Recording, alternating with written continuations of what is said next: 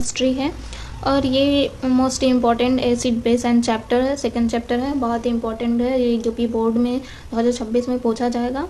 तो ये class 10th के जो भी बच्चे हैं बोर्ड के प्रिपरेशन करने वाले, तो वो जरा इस टॉपिक पे ध्यान देंगे। चलते हैं क्वेश्चन के इंट्रोडक्शन है। देखिए इंट्रोडक्शन में acid base and salts are commonly used in daily life, they have different chemical properties, जैसे कि एग्जांपल है लेमन, सोप, बेकिंग सोडा। जैसे इसमें आपको पता है कि एसिड बेस एंड सॉल्ट जो कॉमन है हमारे डेली लाइफ यूजेस में, जैसे कि हम कोई भी काम करते हैं, कुछ भी करते हैं, जैसे फ्रिज में हम फ्रिज में कोई जैसे कि बर्फ़ हुआ, आइस है ना, उसको रख रहे हैं, तो वो क्या हो गया, वो हमारा जो हमें दिखता है, लाइक ऐसे समझ लेते हैं, जो हमको दिखता है वो केमिकली प्रोसेस होता है और जो नहीं दिखता है वो फिजिकली प्रोसेस होता है। तो देखिए पढ़ाई के लिए हमें एक लॉजिक होना चाहिए कि हम किस लॉजिक से पढ़ाई करें कि वो हमारे माइंड में रहे। हम अपने आसपास के काम से भी और प्रॉपर्टीज से भी देख सकते हैं, उसे सीख सकते हैं कि अपनी बुक से रिलेटेड, पढ़ाई से रिलेटेड सोच सकते हैं कि ये क्या हो रहा है, ये हमारे सब्जेक्ट में क्या पढ़ाया गया, कैसे पढ़ाया गया। तो एक लॉजिक होता है, ना कि सिर्फ एक प्रेशर से पढ़ाई करें, लॉजिकली लगा के माइंड से, थॉट से पढ़ाई करते हैं। तो देखिए, तो नेक्स्ट चलते हैं, एसिड क्या है, क्योंकि चैप्टर का नाम ही है एसिड बेस एंड सॉल्ट्स। तो देखिए एसिड्स क्या होते हैं, इसका डेफिनेशन है acid that produce hydrogen ions in aqueous solution. Means simple सी बात हम ये कह सकते हैं कि वह सब्सटेंस जिसमें हाइड्रोजन आयन H+ आयन देता है वो हमारा एसिड्स होता है। जैसे कि टेस्ट में वो सावर होता है। Example hydrochloric acid, sulphuric acid और एसिटिक एसिड। ये हाइड्रोक्लोरिक, सल्फ्यूरिक और एसिटिक, और एक और होता है HNO3, है ना। तो ये हमारा एसिटिक एसिड हैं जो कि एक्वस सॉल्यूशन, जब भी हम रिएक्शन कराते हैं एक्वस सॉल्यूशन के अकॉर्डिंग, तो ये एसिड्स हो गया, इसके एग्जाम्पल्स हो गए, है ना। तो एसिड्स चलते हैं नेक्स्ट बेस की तरफ। अब देखिए बेस क्या होता है, व्हाट इज बेस।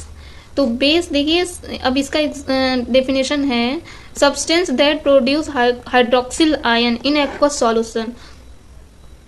और इसे सिंपल लैंग्वेज में हम बोल सकते हैं कि वह सब्सटेंस जो हाइड्रोक्सिल मतलब OH- देता है। एसिड्स क्या है, H+ देता है, और बेसिस क्या है हमारा, बेसिस OH-, मीन्स इसको आसानी से समझ सकते हैं आप, जो H+ आयन दे वो एसिड्स है और जो OH- दे वो बेसिस। सिंपल सी लैंग्वेज, इसमें जो भी कंफ्यूजन होते हैं वो अपनी कंफ्यूजन को दूर रखें। और इसका एग्जांपल है sodium hydroxide, calcium hydroxide and potassium hydroxide, NaOH, CaOH का ट्वाइस KOH। इसमें एक और है ये बहुत इंपॉर्टेंट होता है, इसको हमेशा याद रखिए, NaOH, KOH और CaOH का ट्वाइस। तो एक और होता है, क्या होता है, NH4OH। ये भी हमारा बेसिस है। तो इसको याद करने के लिए ये टेस्ट में देखिए बिटर, सॉपी होता है, बिटर, कड़वाहट टाइप, ठीक है। तो चलते हैं नेक्स्ट। अब देखिए यहाँ पे सॉल्ट्स क्या है। सॉल्ट देखिए इसका डेफिनेशन है formed by neutralisation reaction of acid and base. Means इसका मतलब ये है कि जो फॉर्म्ड बाय न्यूट्रलाइजेशन मतलब एसिड्स एंड बेस के मिक्स से जो प्रोडक्ट प्राप्त होता है, मतलब इन दोनों का जब रिएक्शन होगा तो ये क्या हो जाएगा, न्यूट्रल हो जाएगा, न्यूट्रल।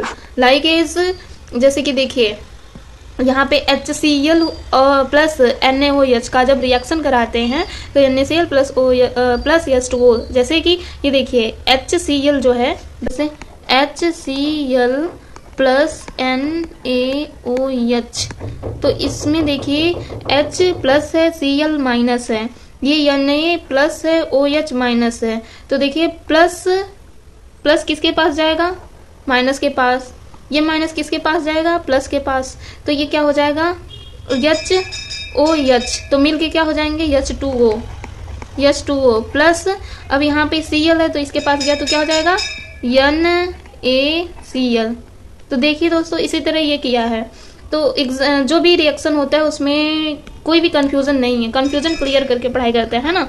तो इसी तरह देखिए ये यहाँ पे रिएक्शन बताए हैं और ये रिएक्शंस न्यूट्रल हो गया है, न्यूट्रलाइजेशन जिसे नहीं कहते हैं कि neutralisation of acids and base, that is called salts, है ना। और इसके एग्जाम्पल हैं sodium chloride, copper sulphate, sodium chloride NaCl, copper sulphate CuSO4, और भी होते हैं एग्जाम्पल मैक्सिमम, लेकिन पढ़ाने के लिए बस इतना ही लिए हैं। चलते हैं नेक्स्ट, अब इसका स्ट्रेंथ देखेंगे। स्ट्रेंथ, अब देखिए strength of acid and base. Strength जैसे कि देखिए मेजर्ड यूजिंग पीएच स्केल, जैसे स्ट्रेंथ, जो भी स्ट्रेंथ हमको मैप करना होता है तो हम पीएच स्केल से करते हैं, है ना।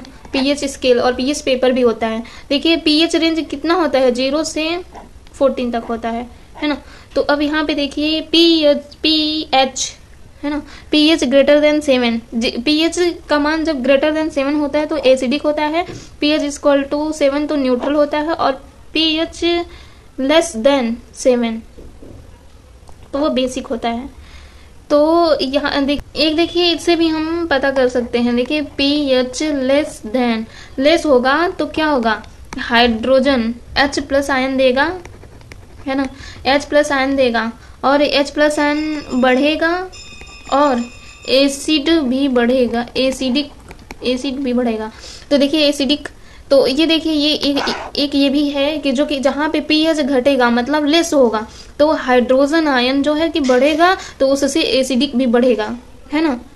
तो ये हुआ एग्जाम्पल समझने के तौर पे, ये एक भी की पॉइंट है ना। चलते हैं नेक्स्ट, क्या क्या है देखिए, इसको बहुत ही मोस्ट इम्पॉर्टेंट है, रिमेम्बर करिएगा, क्योंकि ज़्यादातर पूछे भी जाते हैं।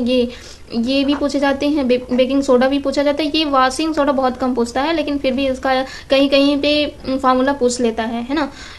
जैसे कि क्लीनिंग करने के लिए ग्लास ऑफ इंडस्ट्रीज, है ना।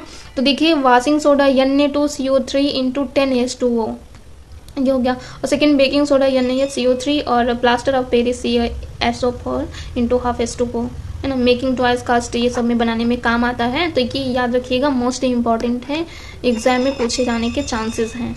तो देखिए दोस्तों चलते हैं नेक्स्ट है केमिकल प्रॉपर्टीज।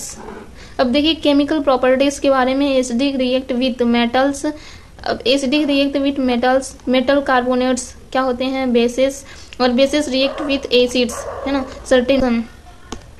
कंक्लूजन क्या है, acid based and salt are important in daily life. मतलब एसिड और बेस जो है एंड साल्ट्स ये इम्पॉर्टेंट है हमारी लाइफ में, डेली लाइफ में जो भी हम यूज़ करते हैं, जो भी वर्क करते हैं, जो भी प्रॉपर्टी सब्सटेंस वगैरह सब हमारे डेली लाइफ में यूजेस हैं।